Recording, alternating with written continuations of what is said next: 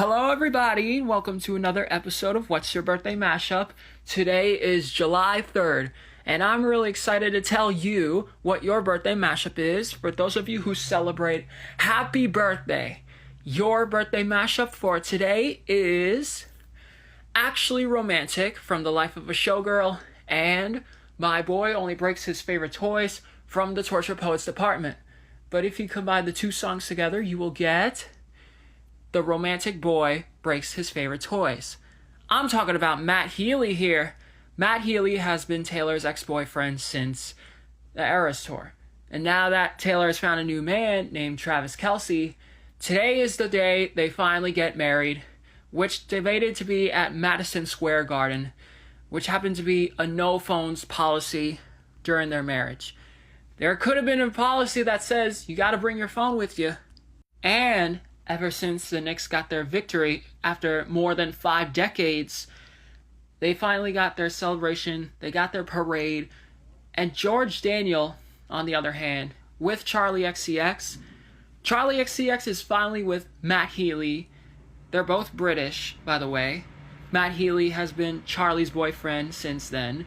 But for Brat fans, for anybody who wants to know, Music Fashion Film comes out in 3 weeks, and Charlie and George have been together for a long time since Brat.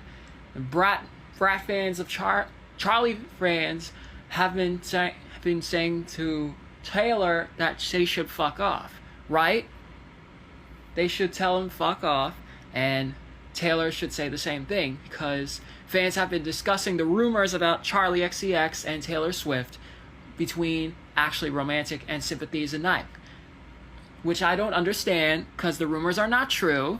The rumors weren't true because when I first listened to The Life of a Showgirl, I thought Actually Romantic was going to be something else. Actually Romantic, fans discussed the music on Where Is My Mind by the Pixies, you know? Pixies and Taylor, they have never stolen anything. They haven't discussed on what the collaboration was. Pixies never discussed Taylor as a good influencer.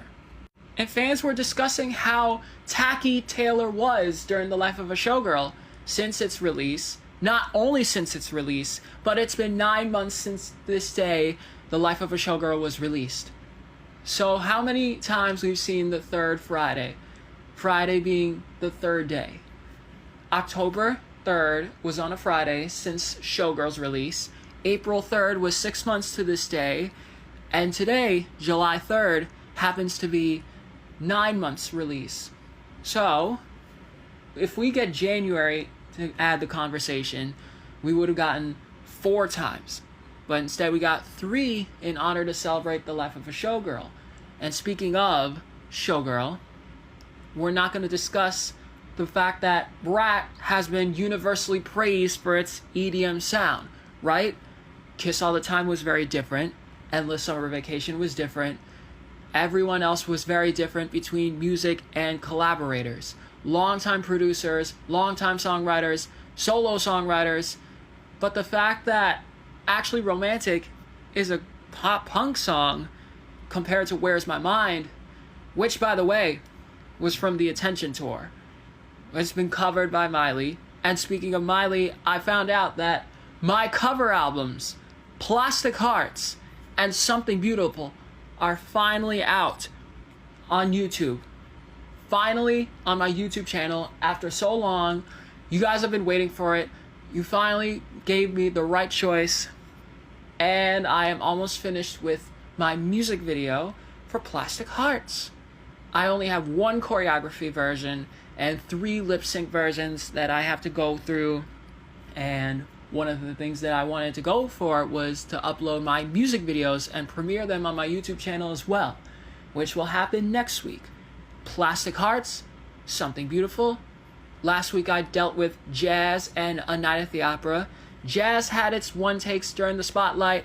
Now, tomorrow, it's A Night at the Opera's turn.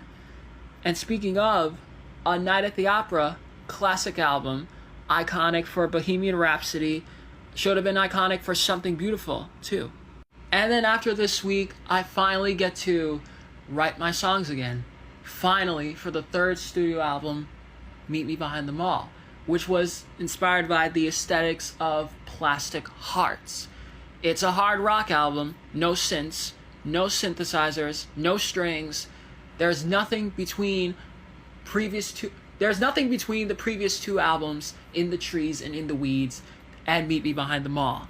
There will be a vocal difference between In the Trees and In the Weeds, because my family is so used to having me with the little boy voice.